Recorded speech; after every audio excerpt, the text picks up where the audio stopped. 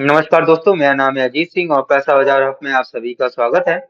आज हम बात करेंगे कुछ मार्केट्स की न्यूज़ के बारे में, जिसमें बाड़ी एनर्जी, इरकॉन और आरबीएल के मर्जर, आईटीसी, इन चार स्टॉक्स की बात करेंगे। अगर आपकी वॉच लिस्ट में इनमें से कोई भी स्टॉक है तो प्लीज इस वीडियो में लास्ट तक बने रहिएगा।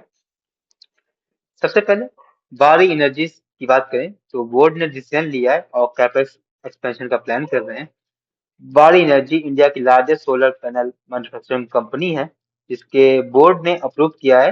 टोटल वो कैपेक्स करेंगे 3900 का न्यू मैन्युफैक्चरिंग फैसिलिटीज बनाने के लिए। तो ओवरऑल एक्सपेंशन और कैपिटल इन्वेस्टमेंट करेंगे। ग्लास मैन्युफैक्चरिंग प्लांट लाएंगे 900 करोड़ से, जिसकी कैपेसिटी होगी 2500 टन पर डे का, और ये ऑपरेशन हो जाएगा जून 2026 से। और WTPTL स्टेक एक्विजिशन करेंगे इस कंपनी का 190 करोड़ का, और नियर टर्म में ये प्रोजेक्ट है इनका। अदर एक्सपेंशन में लगाएंगे बचे हुए काम में 2810 करोड़, सोलर मॉड्यूल कैपेसिटी और इंफ्रा और अदर चीजों में लगाएंगे, और ये कैपेक्स 2026 से 2028 के बीच में किया जाएगा। अब हम बात करेंगे इरकॉन और आरबीएल पीएसयू मर्जर के प्लान को लेकर। गवर्नमेंट ने रिपोर्ट ऐसा प्लान कर रही है कि गवर्नमेंट ऐसा प्लान कर रही है कि इरकॉन इंटरनेशनल और आरबीएल रेल विकास निगम लिमिटेड का जॉइंट वेंचर कर दिया ना, मर्जर कर दिया जाए, ताकि इनके जो प्रोजेक्ट्स हैं वो और कंपनी स्ट्रेटजी काफी अच्छा इम्प्रूव कर मतलब काम कर सके। गवर्नमेंट का स्टेक आरबीएल में है 73 का और इरकॉन में है 65 का, तो मेजोरिटी कंट्रोल गवर्नमेंट के पास है। स्टॉक के रिएक्शन की बात करें तो ऐसी जब पहले न्यूज आई तो 5% की तेजी आई थी दोनों ही चीजों में। ये मार्केट के लिए एक पॉजिटिव न्यूज है। अगर हम एस्टिमेट करें ऑर्डर बुक की तो आरबीएल की है 75,000 करोड़ की, और इरकॉन की भी लगभग इतनी ही है 75,000 करोड़ की। टोटल ऑर्डर बुक हो जाएगी दोनों कंपनी की मिला के 1.5 लाख करोड़ की। कोर बिजनेस इनका है रेलवे इंफ्रा का, और इनका भी रेलवे कंस्ट्रक्शन का, तो मेगा इंफ्रा जायंट बन जाएगी। मर्जर मॉडल सिमिलर कर सकते हैं पीएफसी और आरईसी की तरह।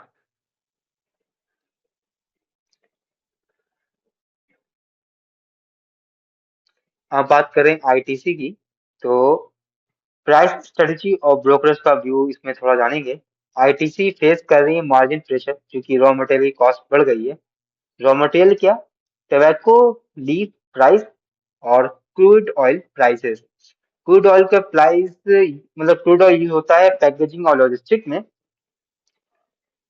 तो अगर सेल्स वॉल्यूम को बिना कुछ किए मतलब इन- हमें से बढ़ाना है, जो घटाना नहीं है, तो तीन चार चीजों पे हमें ध्यान रखना चाहिए टिकट के पोर्टफोलियो पे।